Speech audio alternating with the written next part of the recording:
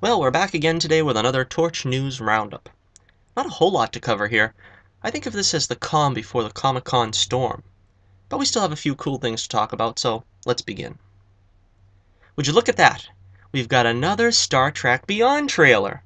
And it looks just like the last Star Trek Beyond trailer. Except now it's shilling Rihanna's new song.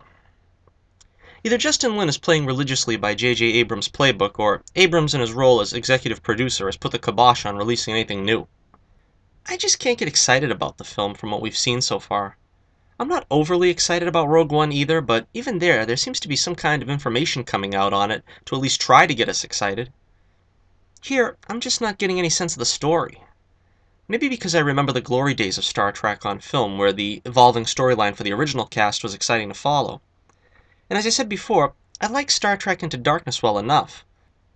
So we'll just have to wait and see if this save it all for the theater experience pays off. It didn't really work for me in Episode 7. I generally like to have some kind of idea of the story going in, but we'll see. I also want to mention the tragic passing of Anton Yelchin, who played Mr. Chekhov in the new series. He tragically passed on in an accident recently. He was only 27 years old. It's extremely sad to hear, and my prayers are with Anton and his family. Well, here's some pleasant enough news. Violet Bean is back for Season 3 of The Flash.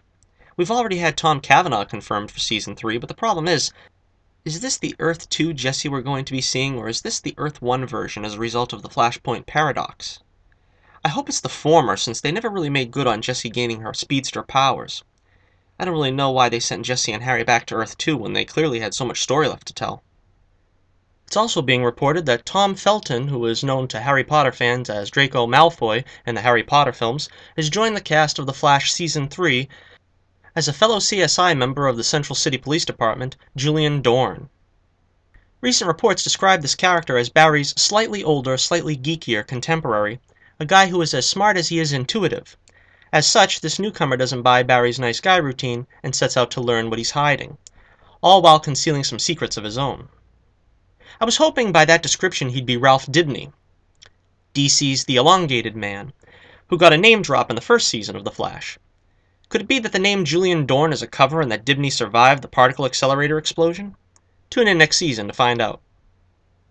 It looks like Albert Einstein will be appearing on next season's Legends of Tomorrow. I don't know a whole lot about the man's personal life, but he's described here as being a snarky, brusque skirt chaser. This marks the second time a historical figure has met the crew of the Wave Rider on the show. Last year, Professor Stein met a young H.G. Wells. Arrow gets some more cast members for Season 5. Tyler Ritter will play Detective Malone, apparently stepping in for the vacationing Quentin Lance. They also cast Carly Pope as Susan Williams.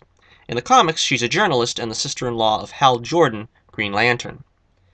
Still not sure how I feel about them completely scrubbing the cast like this. I mean, we're still stuck with Felicity and Curtis Holt, who has been bumped up to series regular. Supposedly Curtis will be Arrow's Cisco, and it looks like they'll actually go through with making him Mr. Terrific, so heaven help us all. We've got some concept art for the Justice League costumes. The big three looks pretty much the same, and it looks like Aquaman's duds are fairly similar. This is the first real look at Flash and Cyborg, though. The Flash doesn't look too bad. The color looks really bright red, maybe even brighter than Grant Gustin's costume. I don't like that they've omitted the lightning bolts at the ears. You really need that there. It just looks weird without them. Sort of like Superman's costume without the red trunks. People try to justify removing them, but it just looks weird without them. You need the red to break up the blue. Anyway, Flash really needs the lightning belt, too. Well, on to Cyborg. And I'm not at all surprised by this design because it doesn't cover up Ray Fisher's face that much. But I really liked the original design from the comics. It's a classic look. And of course this version seems more gray than white. They mentioned that his arm will turn into a cannon, as I think happens in most incarnations of the character. Rumor has it Superman will sport a mullet not unlike his comic counterpart after returning to the land of the living. I don't really like the idea. Didn't like it in the comics all that much either, but as long as he doesn't keep it for too long, I guess it's not a big deal. I wouldn't be surprised to see the black costume, given the drabness of the Snyderverse, but supposedly this film is going to be more upbeat and colorful, so who knows. And finally, some Spider-Man Homecoming photos, where it looks like Spidey is doing battle with a fierce cement tube. And yes, that's not a stunt double, that's the genuine Tom Holland there under the mask. The suit looks good and not too different from his Civil War duds. It's also reported that Tyne Daly has joined the cast, and as could be expected, we have no idea who she's playing. Is it too late to recast Aunt May? I want to send another shout out today. First, the sensational Sam Hinton. He has a fantastic channel where he does movie reviews, and I really enjoyed his recent reviews on the X-Men film series. And the one and only Baja Irish Rico.